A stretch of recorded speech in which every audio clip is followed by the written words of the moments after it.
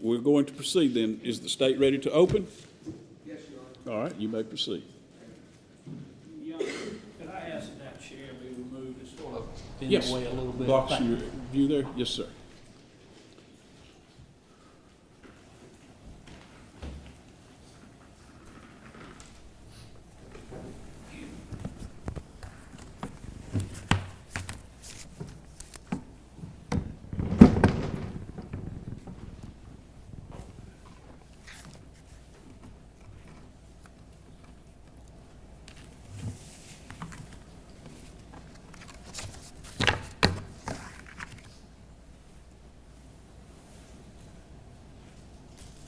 Over the next few days, what you're going to hear in this courtroom is the story of the short life and horrible death of a little boy. A little boy who at the time he died was 18 months old. He was born June 25th, 2022 to his mother, Shayla Garnica, in Tallahassee, Florida. His father was Julian Williams, and Julian knew that Shayla was pregnant, but was expecting the baby to be born the following week. She called him the day after the baby was born and said, "He's here now. He's been born." So Julian Williams went to Tallahassee, and they celebrated the baby, and that talked about what to name him, and agreed to name him Jackson Drew Angeles, which is Shayla's her last name, like her I can't remember what the correct word is, but it's her last name was Angeles Garnica, and so the child was going to be Jackson Drew Angeles. Actually, she didn't do that. She did the birth certificate and she put Romeo Angeles on there. And as it turns out, actually, you'll hear Julian Williams didn't even realize that the child's name was Romeo, as opposed to Jackson Drew, which they had agreed on, until after he had passed away. But he went by JD. That's what everybody called him. That's what his father called him. That's what his aunt called him. That's what his mother called him. He went by the name, by the initials JD, and he was ultimately solely in the custody of Julian Williams. When the child was 3 or 4 months old, his mother was going to return to Mexico for something, and she contacted Julian and said, that she wanted to know if he had any problem with her taking the child to Mexico. And he said, yeah. He said, I'd rather not. He said, why don't you just leave him with me? And she said, okay. So he went to Tallahassee and he picked up JD and took him back to Colquitt, where he lived.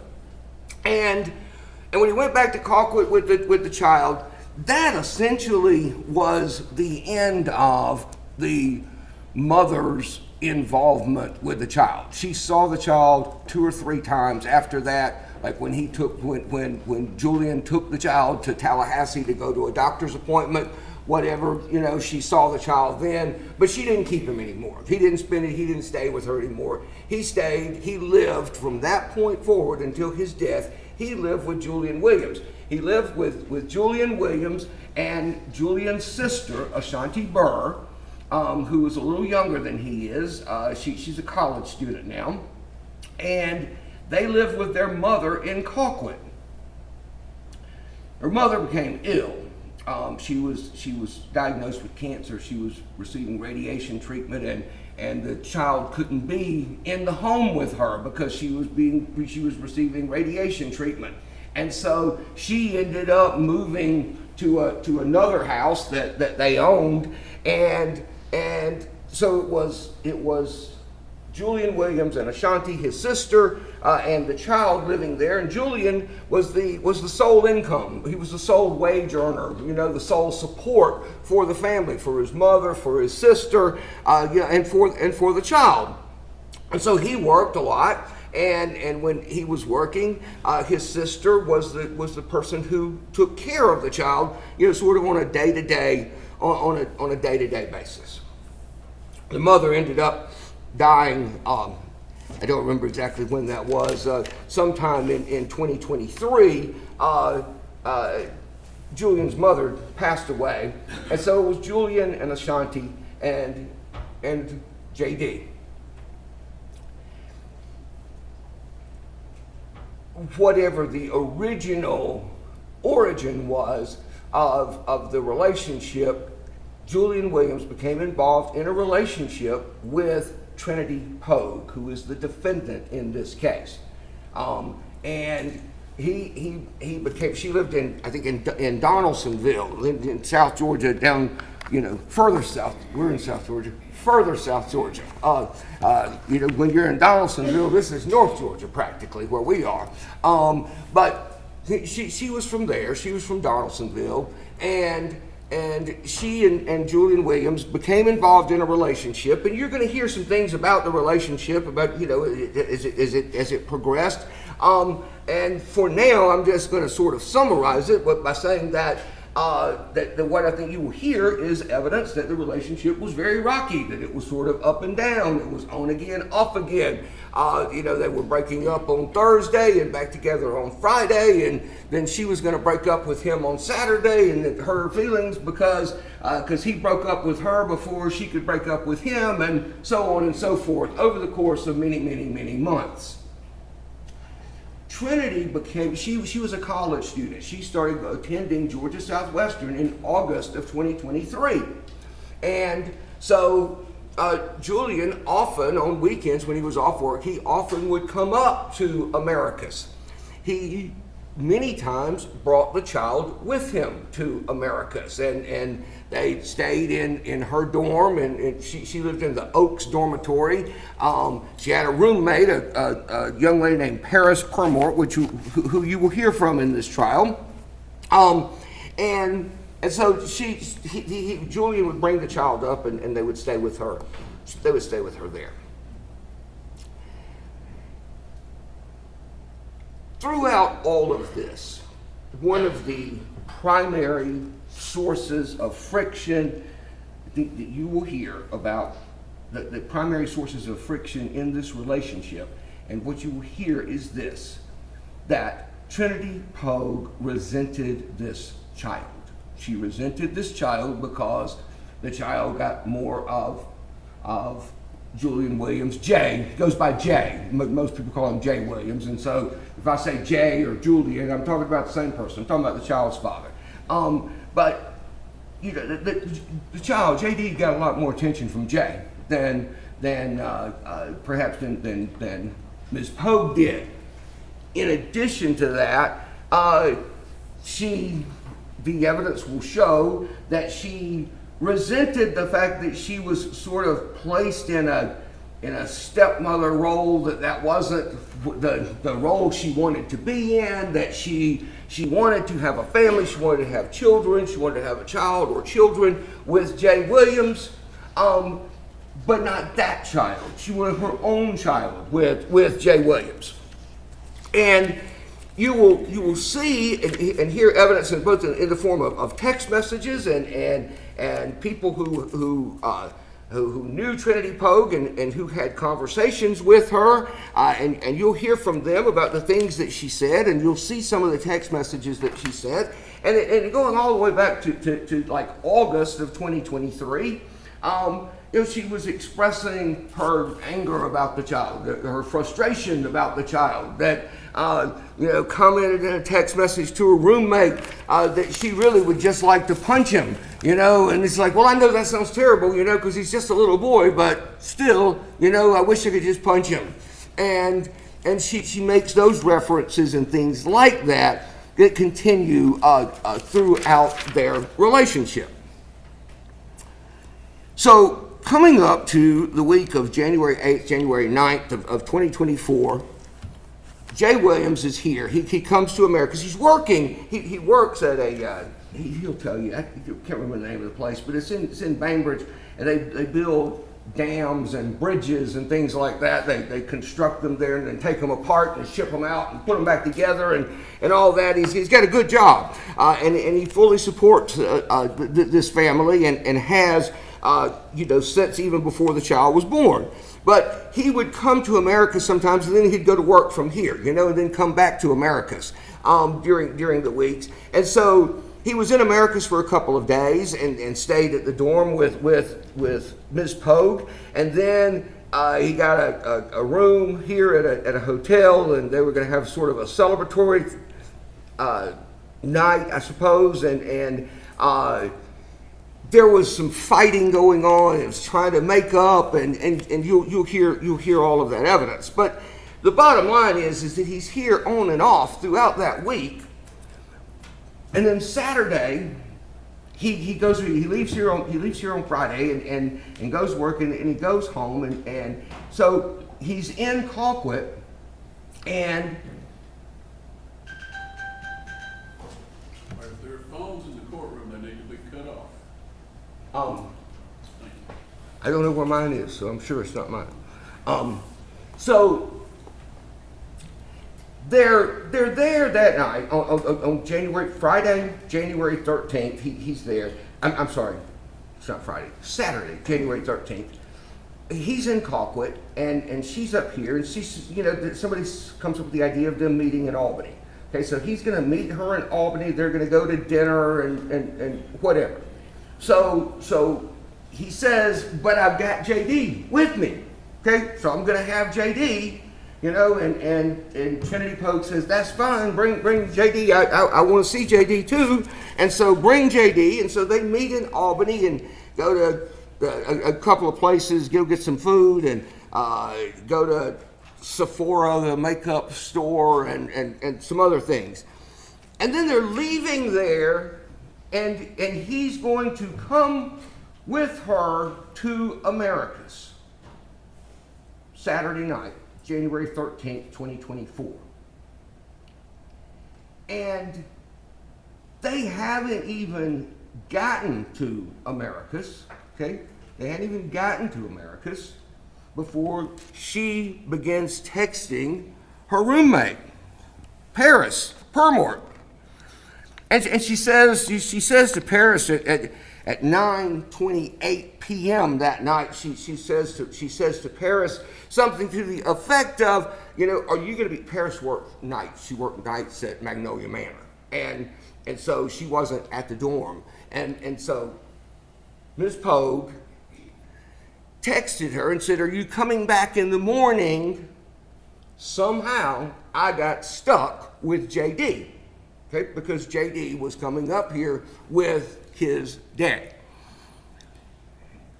And she says, he made me feel bad because it's late and JD's being fussy, so he asked if they could stay. Well, that's what she's telling the roommate. I think the evidence will be that that's not in fact what happened. Because they're in Albany, right? He can go back to Colquitt, which is 40 miles away, and she can come to Americus, which is 40 miles away. But she wants him to come to Americus, so he's coming to Americus, and she's complaining to the roommate because JD's going to be there. Because JD's going to be in Americas with him. She texts Paris, her roommate. I say roommate, sweet mate. You'll see the breakup of the room. You go in the door and there's a sink and a bathroom and a little lobby area and then 2 rooms. Okay, so she texts Paris and she says, I can't do being around JD anymore. He hates me and I hate him. It's what she's telling Paris even while she's driving to Americas with the child in her car. She put the child in her car and Jay was following them up here. So they get here. And Paris wants to see the child. She's seen him. She's met him several times, when he was up here, and she adored him. She thought that he was, the sweetest little thing in the world, and so she wanted to see the child. So she says, she's gonna come over there, and she says, I want to come see my child, and Ms. Poague says, you want me to stop by your work, and Paris says, no, I'll come to the dorm in a little while. When I have a break, I'll come. And so she does. She goes over there a little after they get there. They get to the dorm that night, a little after 10, and then right after that, just a few minutes after that, Paris comes to the dorm, visits with the child for a few minutes, and then leaves and goes back to work.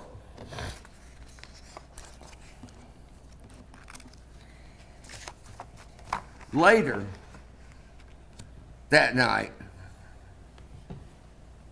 Trinity Poague texted Paris and said, is it okay if I sleep in your room? She says, I just need a break. I need a mental break. JD isn't asleep, and Jay is knocked out all over the bed, and I didn't want to play the TV in there, etc. That's about 11:30, 11:45 or so on Saturday night, January 13th. She tells Paris, Paris says, why don't you wake him up and tell him to help get JD to sleep? And Trinity Poague says to Paris, she says, I did, and he just put him beside him and let him roll off the bed. That's what she tells Paris. I think that message was you will hear, 11:57 p.m. Now, the sleeping arrangements in that room where there was an air mattress, okay, and the air mattress was blown up, and it was at the end of the bed, foot of the bed, of Ms. Poague's bed, and Ms. Poague and the child were sleeping on the air mattress, and Jay was sleeping on her bed. And so when she talks a bit about the child, quote, rolled off the bed, she later clarifies in a subsequent message the next afternoon to Paris.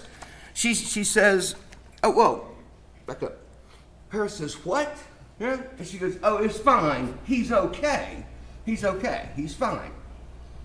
And not only does she say he's okay, he's fine, but she has her phone out, and she takes some short videos of the child after the child has supposedly fallen off of the bed. And the child is sitting up, and he's calm, and he's quiet, and looks like a normal, sleepy little kid, who's sort of playing with, moving his hands around, playing with Miss Poague, and looks for all the world just, like everything is perfectly okay. There's no bruises, there's no marks on him, there's no anything.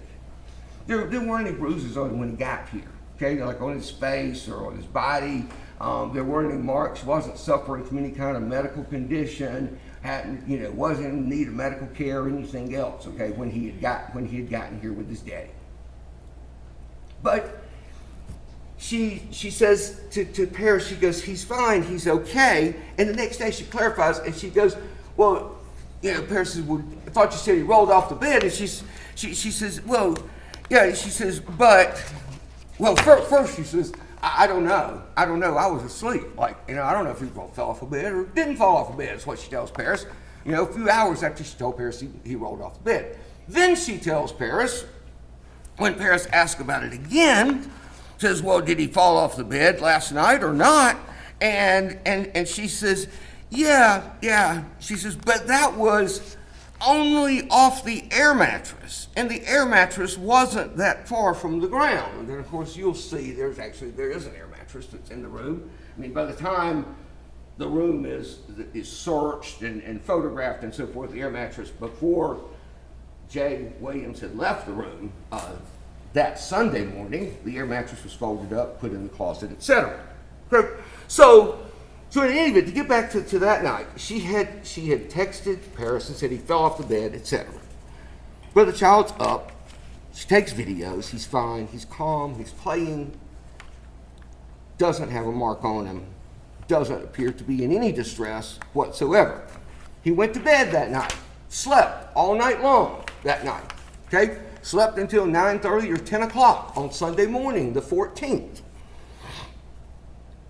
He woke up and,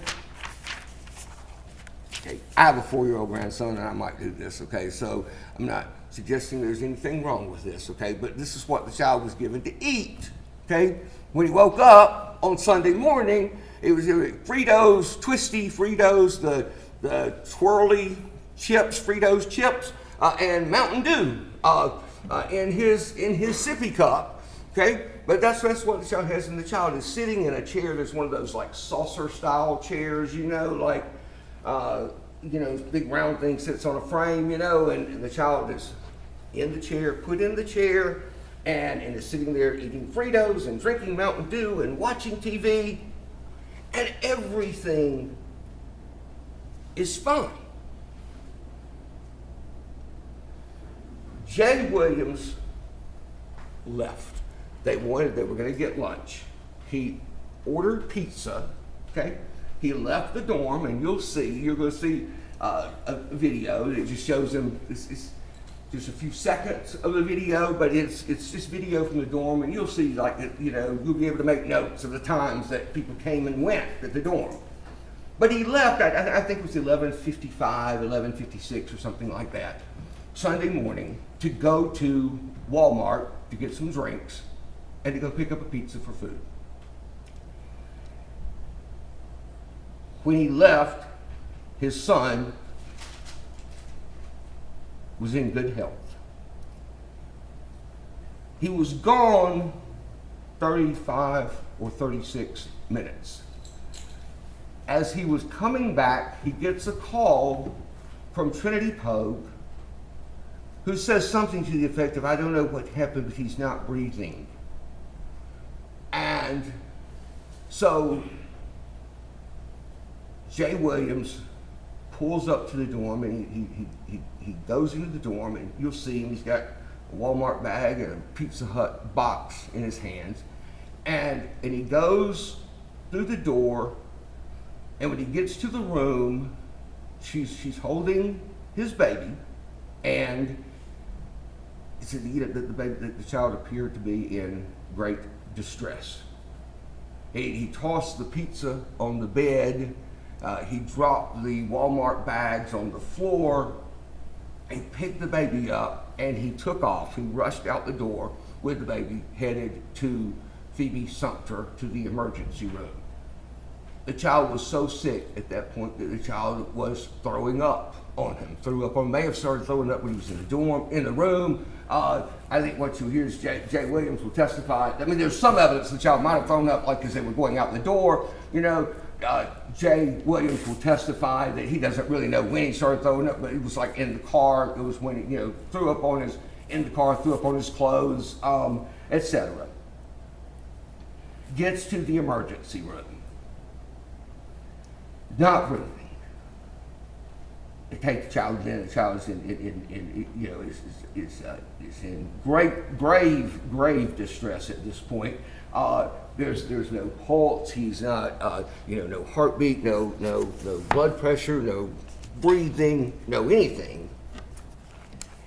And they take the child and start performing CPR, and I'll try. They were going to life flight him out to Dr. Bussman, who will testify in this case. Dr. Bussman testified he'd made arrangements with Eggleston Hospital in Atlanta, the Children's Hospital in Atlanta, for the child to go up there. They made arrangements. They were going to fly and helicopter the child out, life flight to Eggleston. As soon as they could get him stable, they never were able to get him stable enough to fly. A little after 4 o'clock, about 3 hours after he had gotten to the hospital, J.D. Angeles took his last breath. This child that when he came to Americas from Colquitt on Saturday, didn't have a mark on him, didn't have any injury, wasn't in any distress. When Jay Williams left to go to pick up pizza, the child was sitting up, eating, not in any distress, didn't have a mark on him. But by the time the child got to the emergency room, after spending 35 minutes in that room with Trinity Poague, this is what the child had.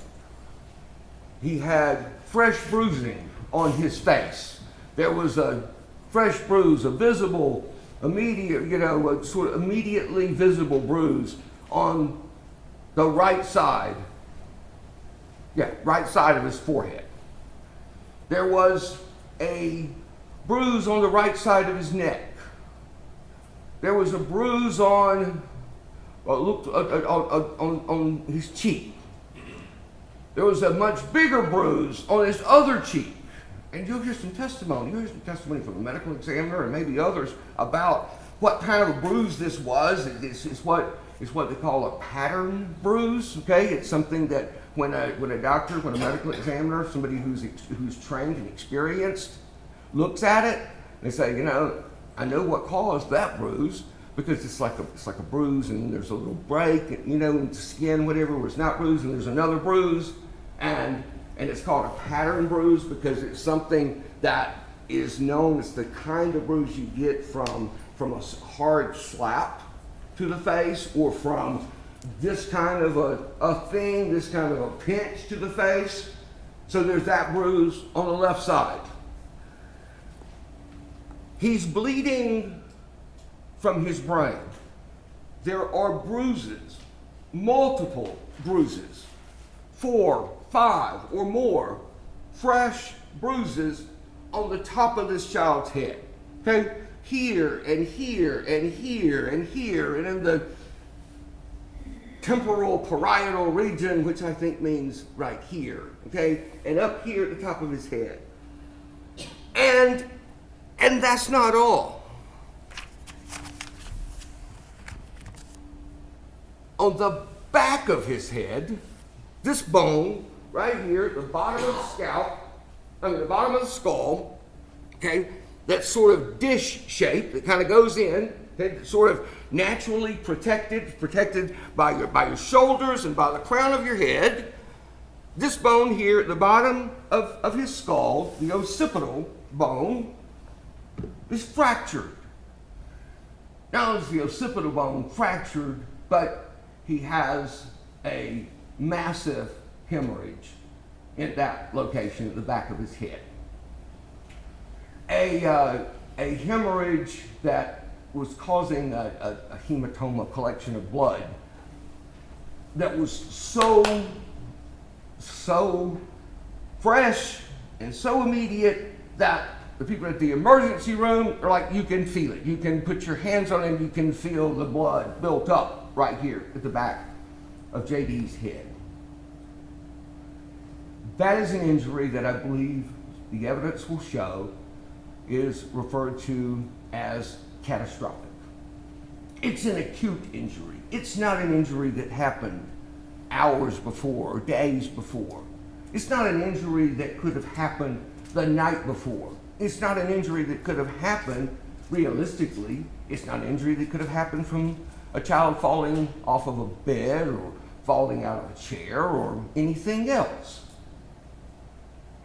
It's an injury that essentially requires applied force to that particular part of the head.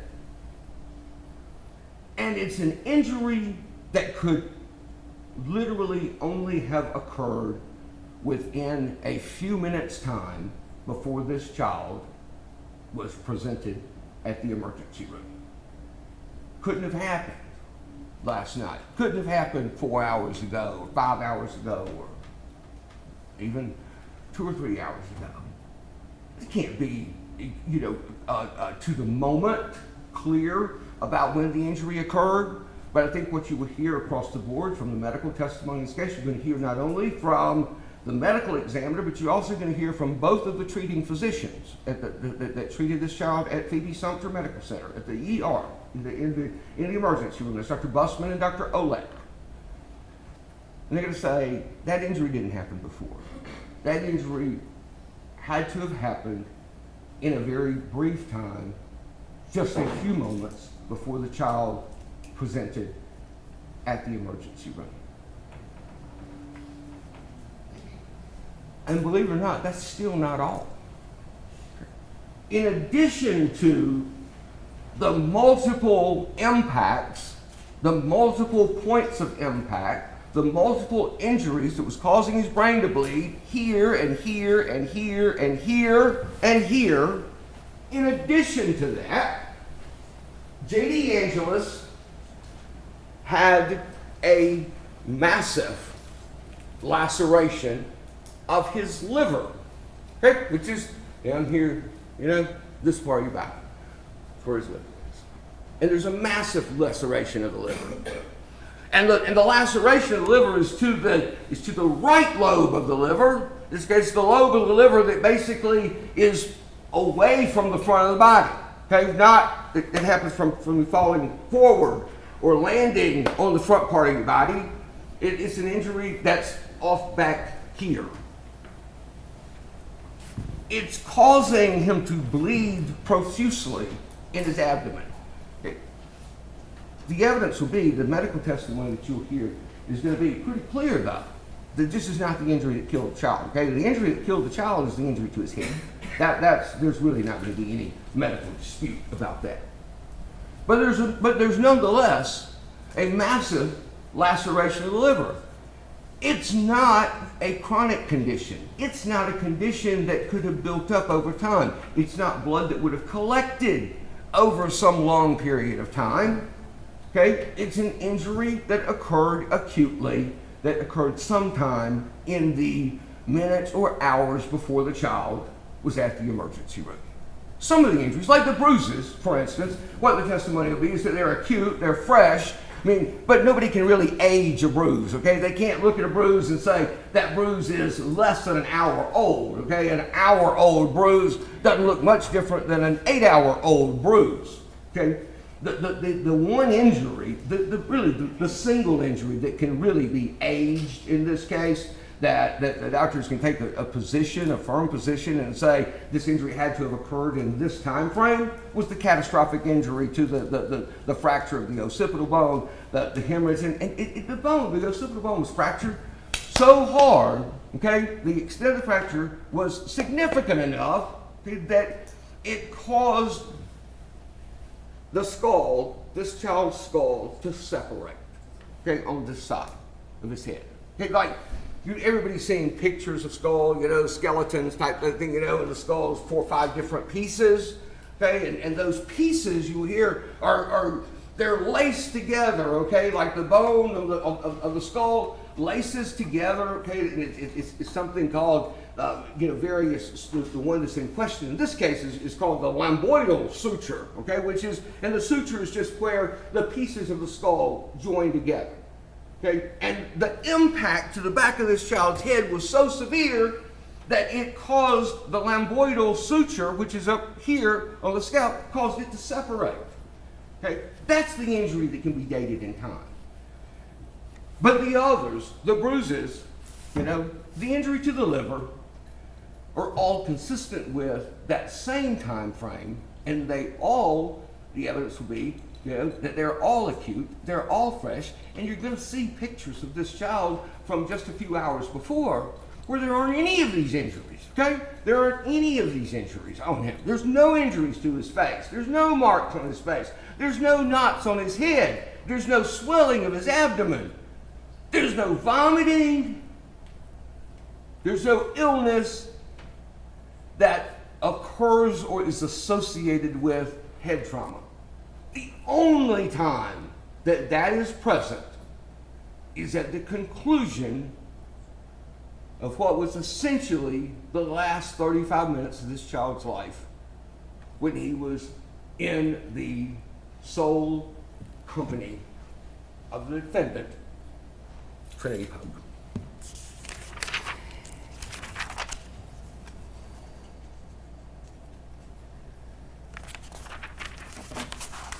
You know,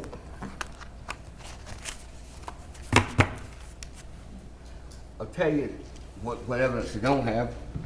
You know, it's not gonna hear, I don't, nobody saw what she did, okay? Nobody saw what she did to inflict these injuries, okay? There's not a video from inside of her dorm room. And, you know, I think you may hear, you know, some hypotheses, you know, could this have happened? Could that have happened? Could this have caused this injury? Could that have caused this injury? And so forth. But the bottom line is, nobody knows for sure what happened, except that J.D. Angeles was the victim of severe and sudden head trauma and abdominal trauma. Something that they will, I think that the phrase that you may hear from one or more of these doctors is something called inflicted trauma. Okay? Inflicted trauma as opposed to accidental trauma.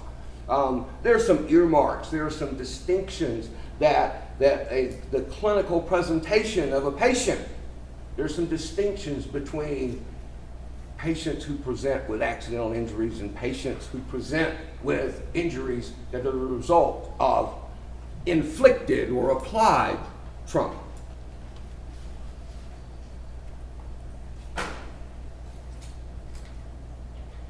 You're going to hear the story of the last few days and the last few minutes of J.D. Angeles' short life. And you're going to hear about the details of his horrible death. And ultimately, when all the evidence is in and the case is closed, I'll come back and talk to you again. And what I will ask you for then is simply this: that as a jury, that you collectively say, we are going to hold accountable, we are going to hold responsible the person, the only person who could have inflicted these injuries on this 18-month-old baby. And the way you will show that accountability and make that finding of accountability and responsibility is by returning a verdict of guilty on the charges that the state has brought against this defendant. Thank you.